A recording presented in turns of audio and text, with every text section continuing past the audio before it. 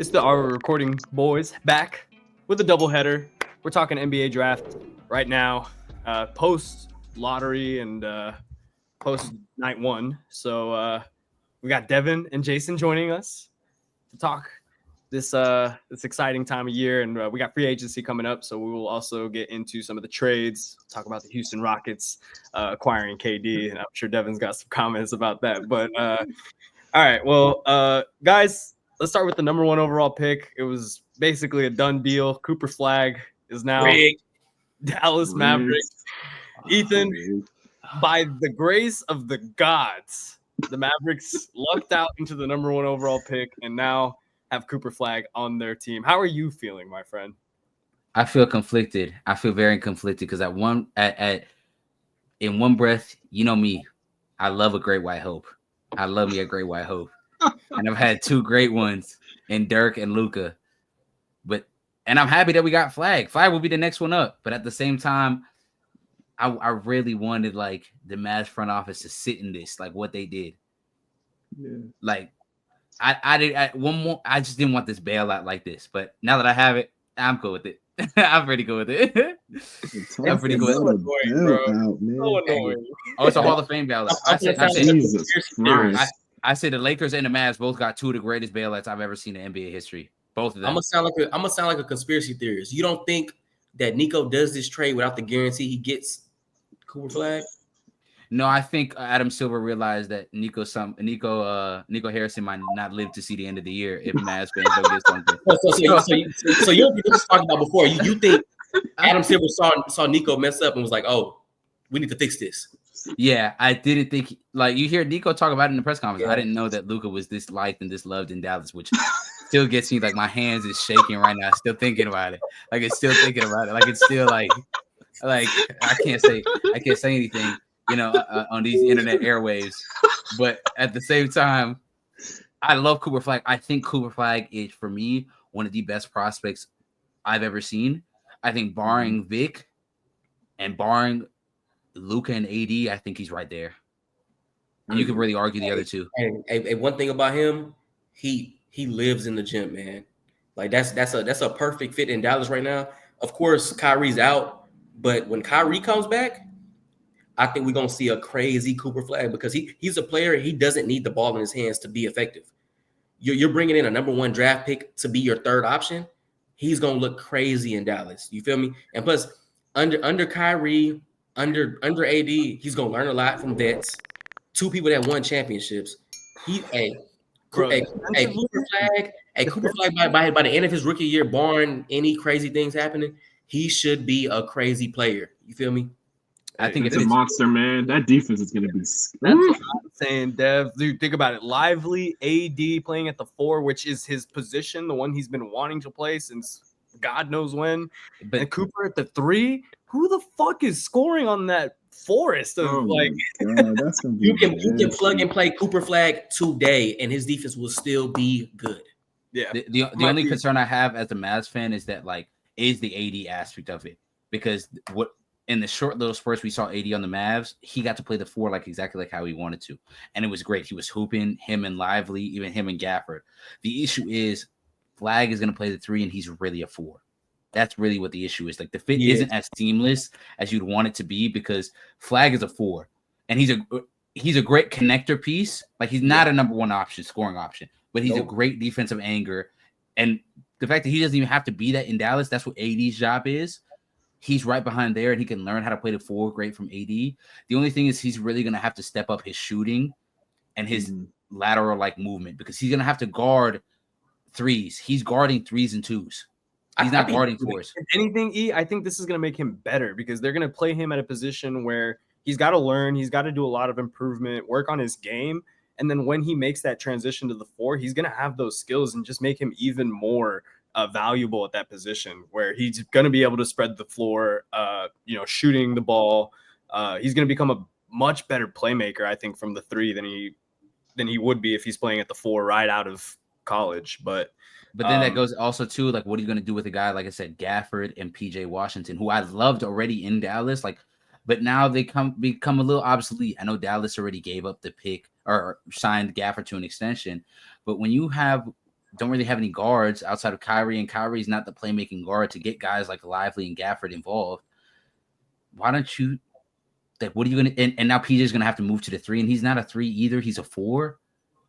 Like he was playing 3 when AD was there, but now he's definitely gonna play less minutes. You're saying it out loud. They're probably gonna flip those two and go get a guard. No, I think that's what they should do. You feel me? Available. Austin Reeves wants to go to Mavericks. Austin Reeves.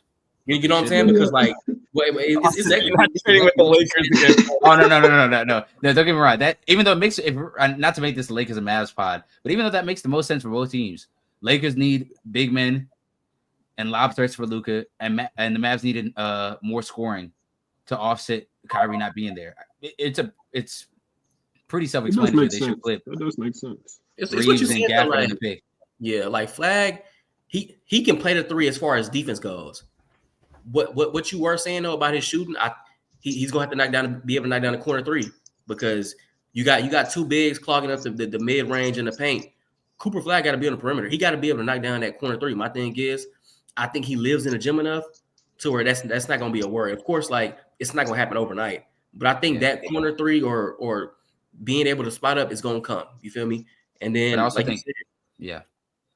I was gonna say, I don't know if this is a hot. I think his offense is a little underrated, man. Like, obviously, you're gonna have to make the 3s, but man, I like his playmaking. I like his playmaking, man. He can hit shots. He has a little bit of self-creation.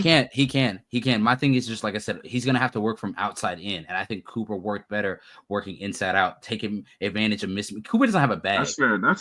But he knows a mismatch when he sees it, and I think that would have been more beneficial at the 4. Don't get me wrong. I think Jaysen Kidd's gonna have to get to the point with AD to like end of games. You're gonna have to line up at 5, and he's gonna have to line up at 4 for it to be the best for this team. And I think that's cool with AD. I feel like AD he just doesn't want to bang with 4s for 35 minutes or 5s for the 35 minutes of the night. I feel like AD is cool with, you know what I'm saying, the last 7-8 minutes. Okay, I got to play center. You feel me? I just think he don't want to start the game out banging down low with bigs. Which I get it, but I mean, yeah, we're talking about the same guy whose nickname was Data Davis. Yeah, you feel me? You know what I'm saying? Like, get it. Yeah. Every time I think about Anthony Davis in that center conversation, I always think he hit a 9-inch growth spurt in high school, so he's used to playing guard. He don't want to bang down low with them bigs. You know what I'm saying? But my thing is, you 6'11", man. Go down in the paint. And this is his last. This is gonna be his last chance to really compete. If the Mavs can be healthy, this is his last chance. The West is loaded. And we're talking about the fit with Cooper and this crowded front court. Let's go to the next team that I thought hit it out the park. Gage, if you want to take it away with your Spurs. Yes, man. I am so happy the Spurs drafted Dylan Harper at number 2 because there was a lot of speculation that they would trade the pick and maybe move out because the fit's not great. They already have De'Aaron Fox and Stephon Castle, but he's the best player available at that point, and you don't pass up on a talent like Dylan Harper when you luck into the number 2 pick like this. So my idea for it was always just pick him and see where it goes from here. Let him come off the bench, see if he can play some 3. I know he'll be a little undersized, but like you just don't pass up on a player like Dylan Harper, and I'm glad they didn't make that mistake. I'm really excited to see what he can do, even though, you know, we've already got 2 guards I'm really excited about, but this just makes the Spurs better and gives them more depth. And I see them building towards kind of like what Oklahoma's doing, I think. Yeah, I'm still skeptical of it, man. He is best player available, but like I said, it's a log jam. And Dylan Harper, he don't strike me as a player that is off ball. He needs the ball in his hands. And De'Aaron Fox is the same way. Like it's the 2 of the same players. But also you gotta think though, you can never go wrong with too many good players, man. You can't go wrong with that. So I'm not mad at it, but like I said, I still don't see it like as coming into fruition. I think eventually they're gonna have to make a choice. Do you stick with Fox or are you buying a Harper? And I think of maybe a year, maybe 2. It's probably going to have to be closer to that because let's think about it. They just traded for De'Aaron Fox, and he's fitting really, really well with the Spurs. And Dylan Harper has a higher ceiling than De'Aaron Fox. Don't get me wrong. I think he's very much Cade Cunningham light, but he's not today. In Wednesday, June 25th, 2025, he's not better than De'Aaron Fox. No, he's just not. So he's definitely not starting over him. And he can't play off ball, so he's not gonna be able to play with him the way a guy like Stephon Castle can. So just come off the bench. And that's the one thing I will say about Dylan Harper and what I've loved about him throughout the process is it sounds like he is very okay with the idea of not coming in and being a star right off the gate, like right off the bat. He's okay with playing team basketball, kind of sticking with the Spurs culture of like, bro, there were so many times the Spurs were not playing DeJounte Murray when they drafted him in the first round or Keldon Johnson when they drafted him in the first round, because they normally would wait to play these guys. Obviously, this is a different situation. You're picking top 2, and this is a possibly generational talent. So that's what I'm saying is like you still have to give him his playing time. And if you do think long term it's going to be at the 1, I just say let him come off the bench for the first year or 2 and then decide later down the road whether it's Harper. Yeah, exactly. I agree with Gage. That my thing with that is though, like, what if this Fox thing works out? No, but that's what I'm saying. You just wasted a number 2 draft pick on Dylan Harper, and you're about to trade him.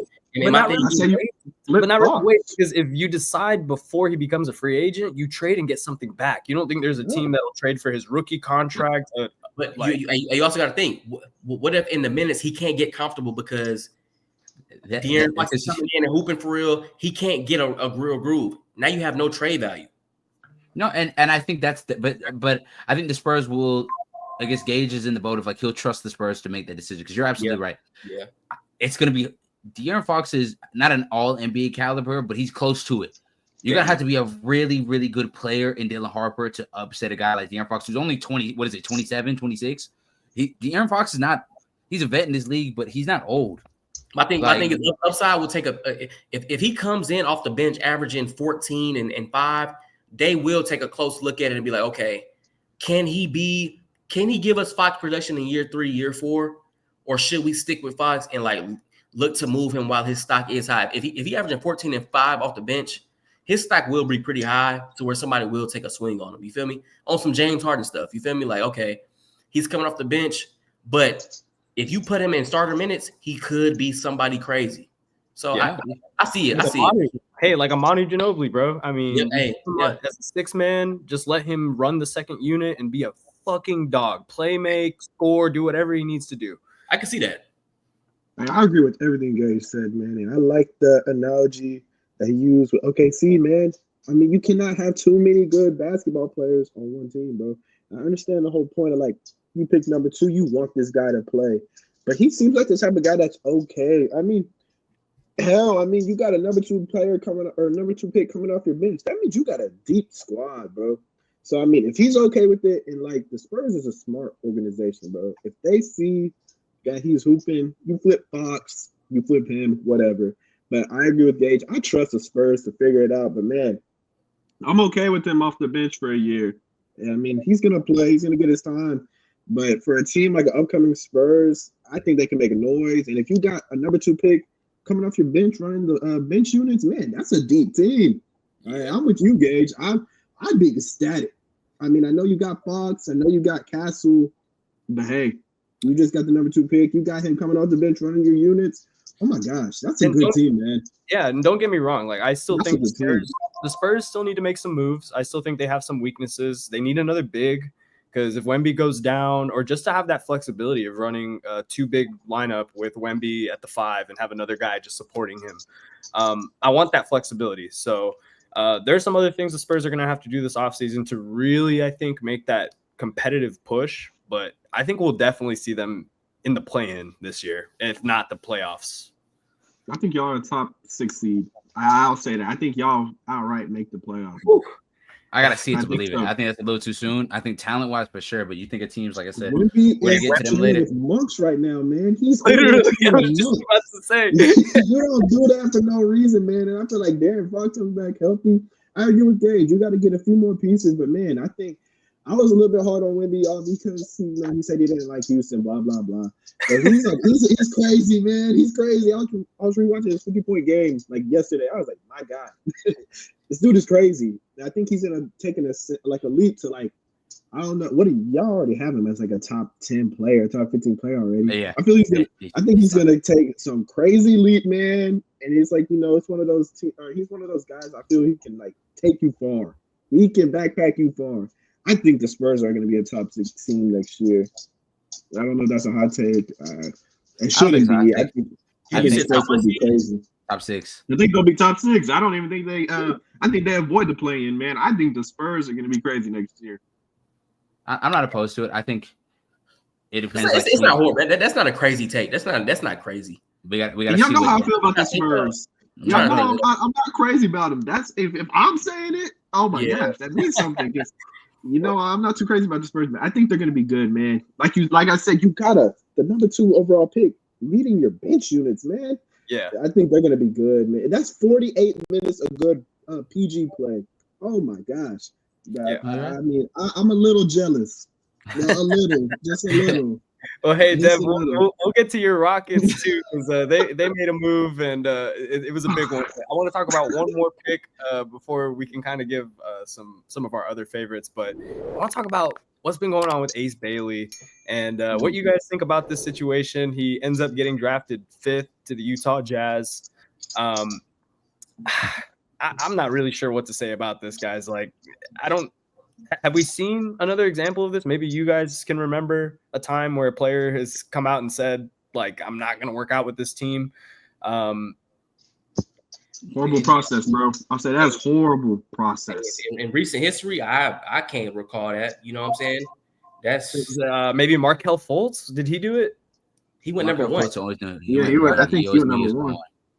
Same with Lonzo. Lonzo knew he was going to the Lakers. Lonzo. I think that's who I was thinking. Lonzo is a good choice. I don't think he knew he was going number 2. I think he was more so hell-bent on like, hey, like, LA is there number 2. I want to go to LA. But as far as like anybody else, not working out for no teams, bro. He didn't work out for no team. I can't recall that, man. Horrible process, man. Like you was telling me earlier, Jaysen, his agent is Sharif Cooper's dad. Sharif Cooper is in China right now. I mean, Sharif Cooper was a good high school player, solid player at Auburn. He was a good player. Like, that's like you would think that he'd still be in the league, bro. I think that they handled this process horribly, man. And the crazy thing is, he didn't want to go to Utah. Danny Ainge called his bluff. He said, "We're taking you anyway." And I don't know if y'all watched the draft, he looked so. And my thing is, Danny Ainge went about it the exact right way. You don't say nothing. He didn't say nothing. He didn't say a word. He didn't say a word. Hey, what are you gonna do? Not play for $1 million? What? Yeah. Hey, well, you gonna go home to your agent and be like, "Oh, I'm not playing in Utah." You're gonna play and you're gonna like it, because guess what? If you don't play right now, that's the whole reason why he wanted to like go to certain school or certain teams was the 2nd and 3rd contract. He want to be a focal point. Yada yada this, yada yada yada. If you don't play here in Utah, you won't get to a 2nd and 3rd contract. No, I'm not hearing that. You're absolutely right, especially because the way, and my conspiracy is they're gonna get AJ Devanza next year. That's what I said. That's my crackpot theory. It's so lined up for them. If I really think about the boosters of BYU, how they got him over there, that they're connected to the Jazz in Utah. Like, it's Utah Prep, BYU. All of them got the same obvious. Jazz. It's so obvious. Utah Prep, BYU. Who's next in line? Yeah, like, and my thing, but that's what I'm saying. And Ace, if you want a shot to be a focal point, this is your year. Because if Ace goes and lights it up, right, then maybe next year, if they have a top 2 pick, maybe they'll think of maybe we don't need AJ Devanza. Maybe we go with Cam Boozer to pay with Ace Bailey if Ace Bailey is good enough. Maybe, right, in a universe they could do that. And my whole thing with Utah, this is the perfect spot. They don't have a 3. He slots in perfectly in Utah, but I was reading they're looking for the perfect geographical fit, the perfect fit for the team. I'm like, y'all are losing recipes. If you don't go and play in the NBA, you're a guarantee. If he played his card right, he's a guaranteed top 3 pick, and he would be playing for the 76ers right now. and he would be competing for a damn championship. Probably, Because the East is so wide open next year. If the 76ers stay healthy, he's competing for a championship. I think I made a TikTok about it. How I think the Sixers, this is Joel Embiid's last chance to get a ring, and it's wide open. And it's that was wide open. Thing, dude, but I get it from the perspective of he wants to be a focal point. And on the 76ers, he's not going to be a focal point. But my thing is, bro, it's like, do you want to be in the NBA or not? You thinking too far ahead in the future. Who knows if you're gonna be good or not? Who knows if you're gonna be good? You want to go to a place where you're the first option. Who knows if you're gonna be good as a first option? Maybe you get a mid-level contract in your second contract because you weren't good as a first option. Why not go play with 2 all-stars and a former all-star in Paul George and just do what expected? Go play defense, go shoot some threes. Yeah, Jaden McDaniels is $100 million player for shooting threes and playing defense. You can make $100 million in this league shooting threes and playing defense. I don't get it, bro. I don't get it. Yeah, I'm with you, Jaysen. I just think he handled this bad. Like, bro, why doesn't he work out? Why didn't he work out for the Sixers? Because I'm with you, Jaysen. The chance to win a championship, the chance to just compete and come into a somewhat competent situation doesn't come often for top players like that. I don't understand it, man. I'm right there with you. It's disappointing, man. You know how many people out there want to make it to the league who don't? Like, I don't know if you're watching the draft, the end later in the draft. It's a Danny Wolf, I think his name is, the Michigan guy. He's sitting in the green room crying because he's like, my name hasn't been called. Like, and he eventually got picked. But he's hurt, sitting there like, I haven't been called yet. You got dudes like Ace Bailey. Who can go top 3?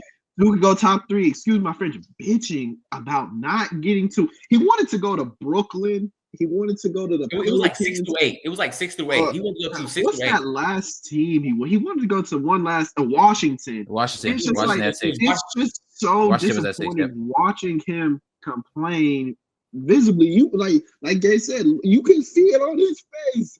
He looks so pissed off. Yep. It's just like so disheartening because so many people wish they could make the league, and we got dudes like that, and not taking advantage of their opportunity. Disappointed in their opportunity. I do not like it. I think it's disrespectful to the game. I think it's disrespectful to the prospects. That's real.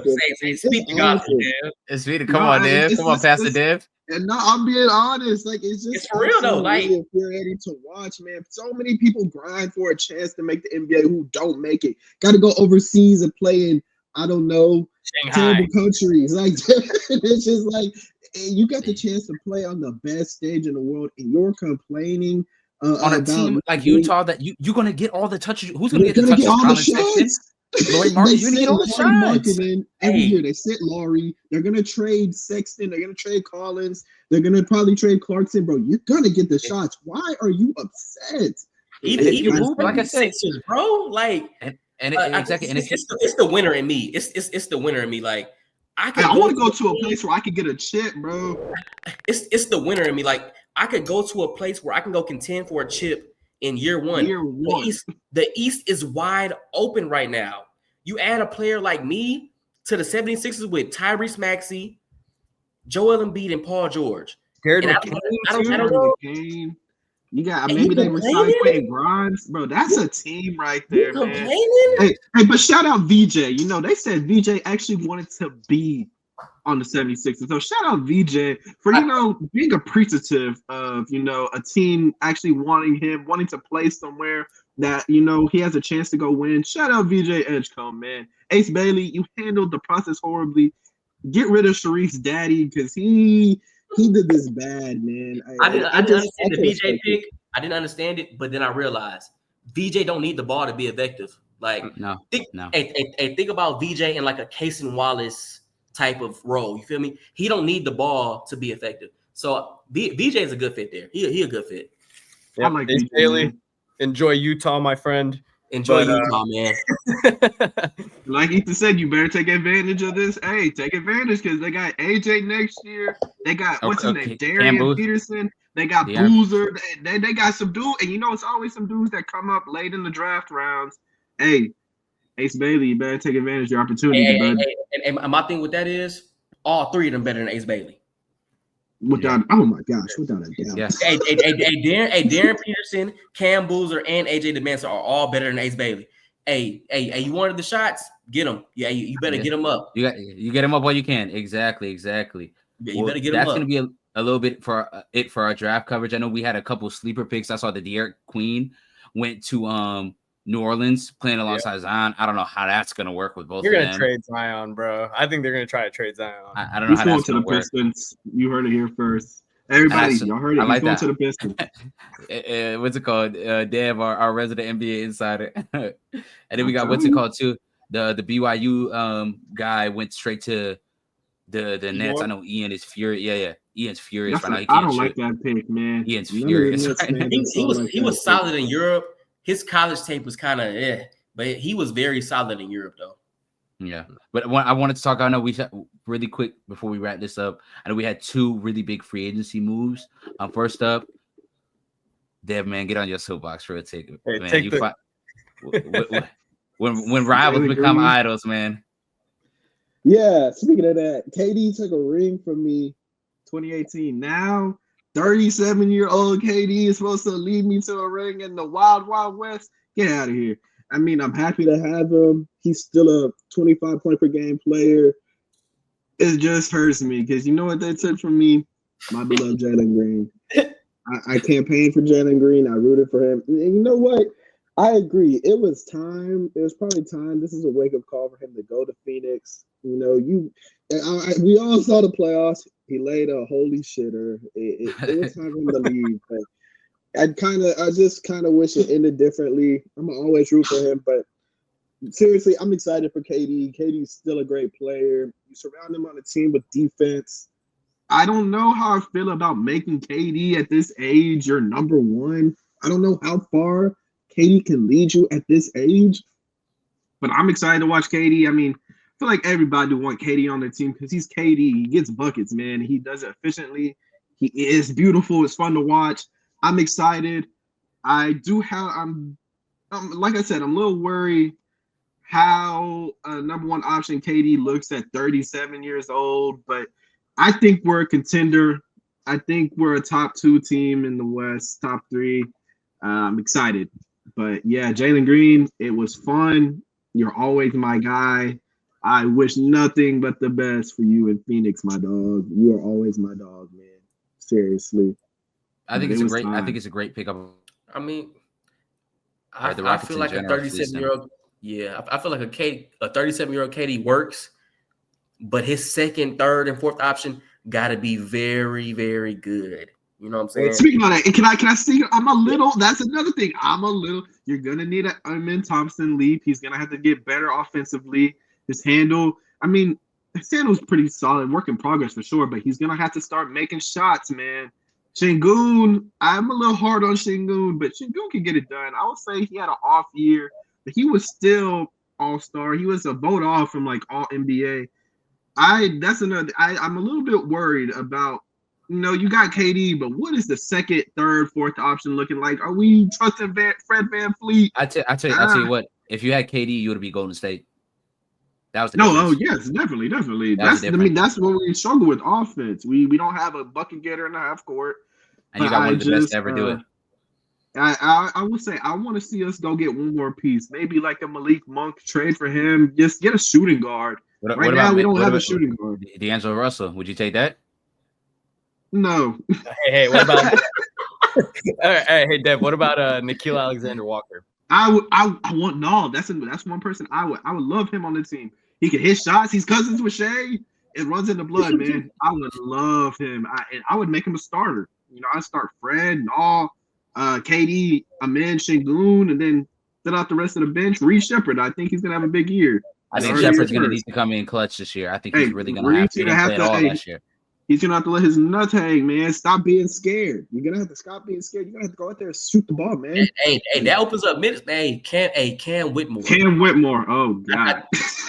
He plays like a momo, man. And my thing is though, like, God, as much as he's not a team player, if y'all really want to unlock like the Rockets, y'all really need him to buy in because he's a bucket. If he buys in and he's not trying to take all the shots and he can buy into like a bench player role that can get you 14, 15 a night, y'all will be cooking.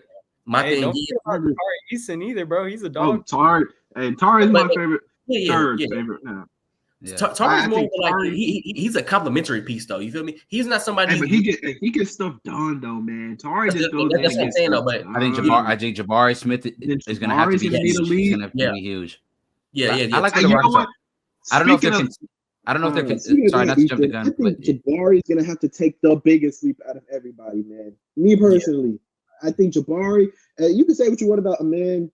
I think a man you can like fall back on his defense. He's a monster. Jabari Smith is gonna have to take the biggest leap to me, man. I don't remember what he averaged this year. I'm gonna need everybody told me Jalen Green takes away shots from Jabari Smith. Okay, Jalen Green is gone. All them shots open up. You got like 20. I mean, honestly, they're gonna go to KD some. Jabari Smith, eyes are on you. You're not wrong. Hey, You're not wrong. I don't know. Sorry to interrupt you, E. No, you good. You good, bro. It's your team. You straight. I think with the Rockets, I like this move. I think they quite clearly won this deal. Fleeced Phoenix, really. They didn't really have to give up nothing crazy. I really don't think they had to give up nothing crazy. Like you knew the time was coming to an end. You knew the time was coming to an end for Jalen Green, and I think Phoenix kind of dug themselves in a hole where they're gonna have to take one step forward, two steps back until they get out of that Bradley Beal situation. And I don't really know what they're gonna do because Bradley Beal's still not leaving. They tried to trade him on draft night to Utah. He said, "I'm cool. I'm staying in Phoenix." That Bradley Beal stuff is so hilarious. Like I could literally cry laughing just thinking about it, bro. Like, bro.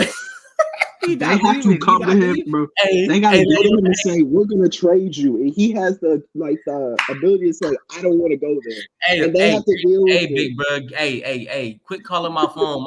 My wife love it here. My kids love it here. I'm not leaving. This contract done.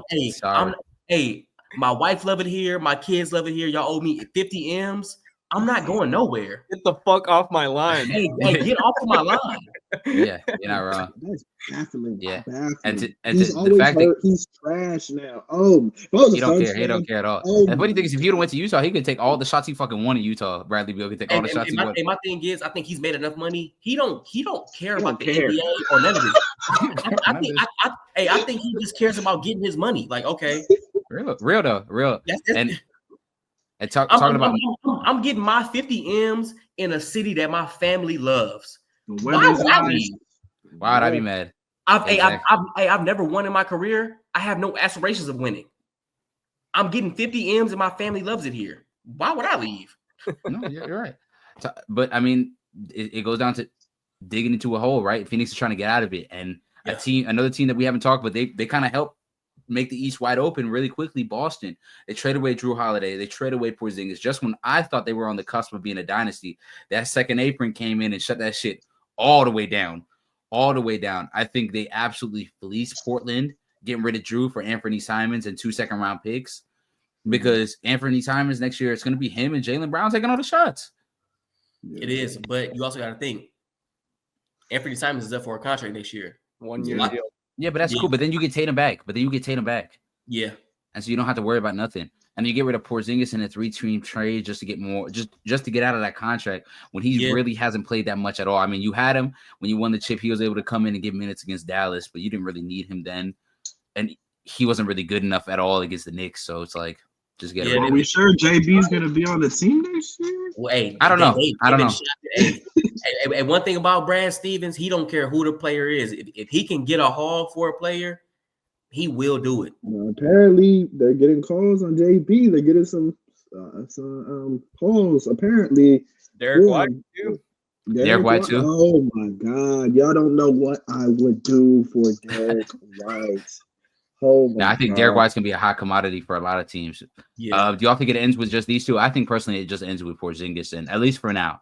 For this, maybe by trade deadline, somebody else will go. It'd be so predictable, man.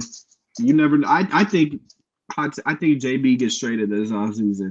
I think somebody's gonna come in with the Holy Grail, and Brad Stevens. I mean, apparently Brad Stevens is asking for the sun and the moon. And I get it. This is a Finals MVP. This is Eastern Conference. And my thing is though, like, with that is you gonna bring Jayson Tatum into a whole new squad that's probably gonna be rebuilding. I don't know if they do. I don't think they want a full rebuild. I think he want to revamp. You feel me? I think Hey, you keep we need to blame CJ McCollum for this. What did he do with the CBA? But what was he doing in the back rooms? That's why they sent his ass to Washington. As brutal as Brad Stevens is when it comes to trades, I don't think he would put Jayson Tatum in a situation where he's like, "Oh my God, who am I playing with?" Like, I don't think he would do that. You know what I'm saying? But hey, my thing is, if the trade is good enough to get under the sake of, they already under it right now, but to get fully under it, I think they would. Because my thing is, somebody will come and play in Jason. They will come and play with Jayson Tatum. Somebody will come and play with Jayson Tatum. You feel me? Like, absolutely, especially with they still have a bunch of draft picks still left. Like, and they're stacking up a little bit more. So it wouldn't surprise me, but it would surprise me if that makes sense. Like, you getting rid of JB, that's kind of nuts. But if the offer is that good, I could see him doing it. Like, I think a guy like Peyton Pritchard might be on the move, if anything. In the draft, I think they could get. I mean, he said he don't want to. They could get an AJ. I mean, obviously, Jayson Tatum probably not going to want to play with the younger player, but like they have their pick next year. Maybe. I mean, the East is so balls next year. I mean, it's completely wide open. It's completely wide open. They could probably still be a play-in. Hey, Cade Cunningham and Paolo Banchero, you have a story we have to finish. Cade and Paolo, we have a story we have to finish. Can we talk about the Desmond Bane trade real quick? That's a pretty big one, man. That's a good little move for Orlando, man. And with all the injuries, that helps them immediately. They gave up so much, though. They gave up a haul. They gave up a haul. Hey, you know my favorite saying is, picks always sound good till you attach names on them. Yeah. That's fair.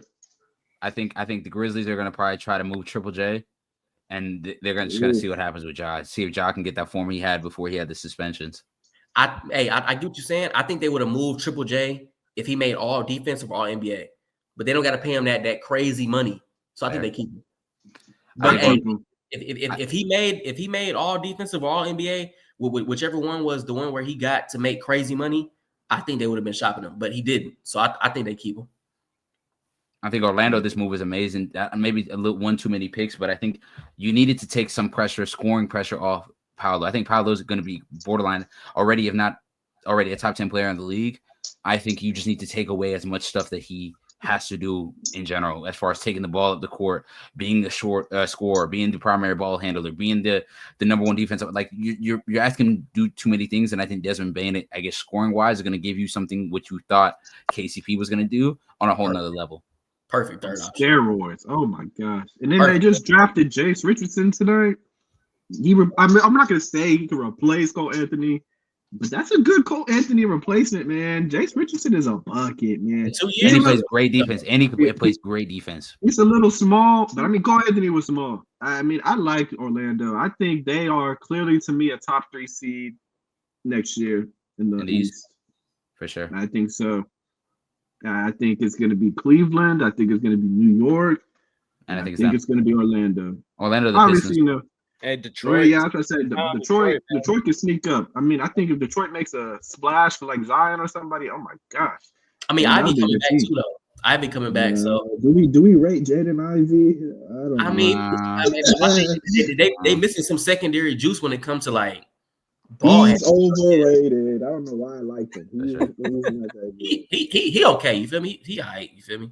But I was a bit surprised. They traded Desmond Bane out of kind of like nowhere. I mean, he wasn't on no trade. I thought they would have run it back if anything. But I mean, it just shows you the direction that the Grizzlies are going, especially the West being this stacked. They just know it's just not their time. Like they were good when they were healthy.